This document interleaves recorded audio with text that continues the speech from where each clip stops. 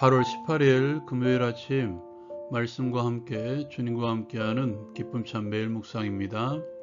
오늘 우리가 함께 나눌 말씀은 예레미야 22장 10절에서 19절까지의 말씀입니다. 오늘은 요시야 왕과 그의 두 아들인 살룸과 여호야김을 통해서 우리에게 교훈을 주고 있는데요.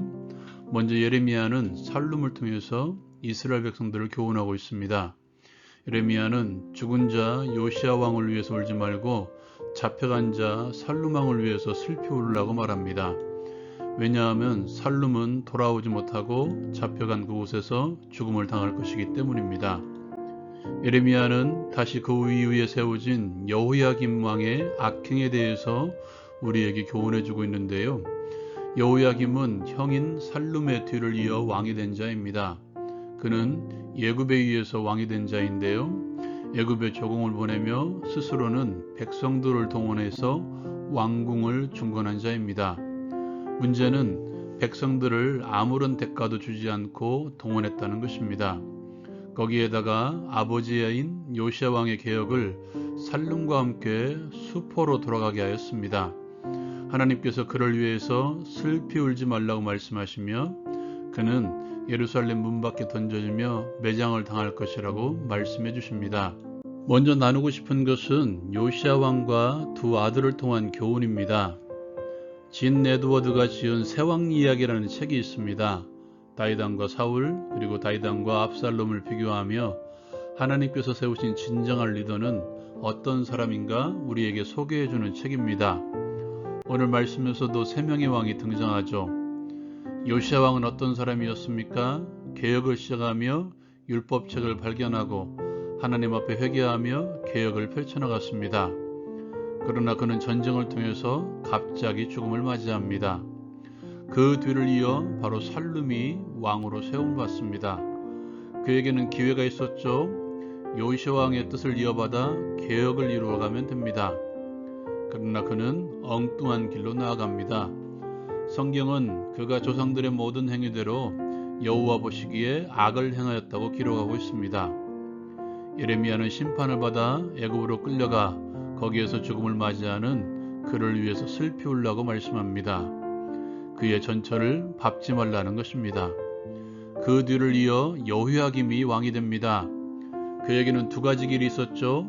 살룸을 보며 그렇게 비참하게 최후를 맞이할 것인가, 아버지의 전처를 밟을 것인가. 예레미야는 그의 삶을 적나라하게 드러내고 비판합니다. 종국에는 그는 예루살렘 문 밖에 던져지고 나귀같이 매장함을 당할 것이라고 선언하죠. 다시 한번 말씀드리지만 기독교는 운명론을 믿는 종교가 아닙니다. 정해진 운명대로 사는 것이 아니라 하나님께서는 우리의 삶을 결정을 나에게 맡겨주셨습니다. 서로 내가 하나님께 모든 것을 맡길지라도 그 맡기는 결정은 내가 하는 것입니다. 살룸과 여호야김을 통해서 얻을 수 있는 지혜는 누구의 삶을 본받으며 살아갈 것인가를 결정하는 것이 중요하다는 것을 배워야 될 것입니다. 물론 그리스도를 본받는 것이 우리의 목표입니다.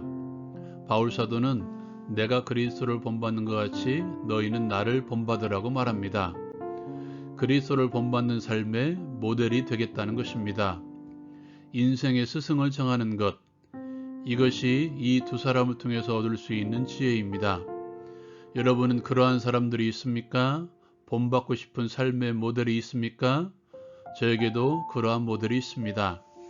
힘들고 지칠 때마다 그분의 설교를 들으면 지금 내가 뭐 하고 있나 하고 경각심을 가지게 하는 분이십니다. 여러분은 어떻습니까? 반대로 여러분이 삶의 모델이 되고 있습니까? 나에게 삶의 모델이 있다면 그러한 삶의 모습으로 다른 이들에게 모델이 되는 것이 그리스도의 제자도의 중요한 부분임을 기억하십시오. 두 번째로 요시야 왕을 통해서 얻을 수 있는 지혜입니다. 오늘 말씀에서 예레미야는 요시야 왕이 정의와 공의를 행하는 왕이라고 말합니다. 또한 가난한 자, 궁핍한 자를 변호한 왕이었습니다. 예레미야는 이것이 하나님을 아는 것이라고 말하죠. 행하고 실천하는 것, 이것이 바로 하나님을 아는 것입니다.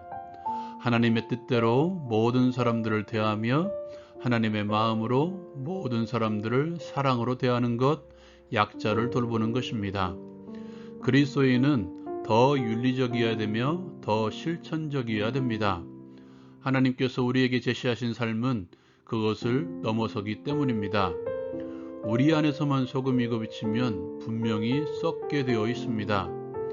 야고보 사도가 말한 참된 경건의 삶, 연약한 자를 돌아보며 세상의 이치가 아닌 하나님의 뜻대로 살아가는 정의와 공의를 행하는 삶, 이것이 하나님 앞에서 참된 경건의 삶입니다. 함께 나눈 말씀을 통해 함께 적용하고 함께 기도하기를 원합니다. 그리스도를 본받는 자를 따라 본받으며 다른 그리스도인들에게도 삶의 모델로 살아가게 하소서. 더 윤리적으로 더 실천적으로 살아감으로써 하나님을 알아가는 삶을 살게 하소서. 오늘도 승리할 수 있기를 기도합니다.